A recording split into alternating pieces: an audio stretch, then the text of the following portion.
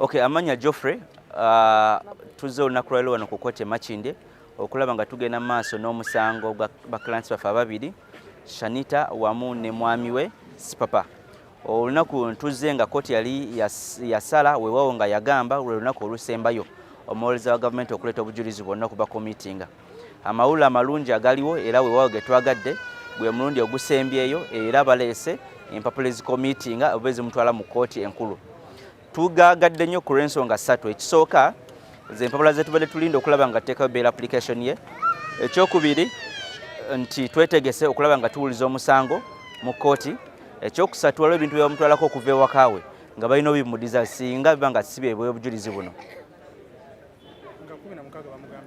Nga 16 alina okukomawo yeeka ku lw'omusango guno ogwokubiri ku lw'ensonga omu ku bajulizi abakulu ennyo mu guno omusango mu China taliiwo.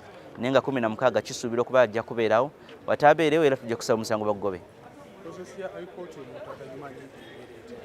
Process ya High Court okuva nga leero we baleese empapula ezimukomiitinga oba ezibakomiitinga ogenda mu kkooti kitegeeza omuwolereza wa gavumenti alina kufolowingako ne kkooti enkulu okulaba nga omusango baguwa olunaku then batutegeeze. Naye naffe kennyini tujja kulaba nga tukifolowingako ku lw'ensonga kye twetaaga. Tetulina buzibu nakyo ku lw'ensonga kye tube tulinda. Tumanyikira nti waffe tewaliri bujulizi bwonna obumukomako obugamba nti yabba ssente ezo. Ekyewuunyisa omuntu atereka ssente okumala emyezi mulamba biliyoni namba n'okusoba mu nju ye. Ate ne bagenda mu nju y'omulala ne bagamba that amasuwaani, gaasi, TV, charger, buli kimu byonna baabikwata byakozesa okugula during time y'okubba ziri ssente. Kati obujulizi bwonna bukyali sikante. Naye ffe tumanyi kintu kimu nti tebazza musango gonna era amazima gajja kuvaayo. Ekyabbeeyo tugenda kikolako kozeza n'empapula ze tuba tulindiridde. Essaawa yonna tujja batubategeeza. Omuntu ali asobola obutategeera nga 16 ne High Court nga amanyi byonna bigenda beera ku High Court. Byonna tebigenda kubeera mu kkooti eya waggulu. High Court tugenda kulinda okutuwa olunaku weewaawo ffe tugenda kufolowingako ku nsonga za bbeero. Kkooti ya wano tukomawo ku lwa musango mulala nga 16. Here representing my clients, Sipapa and Shanita, the wife. The good news we have obtained today is that this honorable court has committed them to High Court. Why do I consider it good news? Because that's what we have been waiting for in order to process his bail in High Court. Secondly, in order to list down whatever property which was stolen or taken by security agencies while conducting investigations from his house.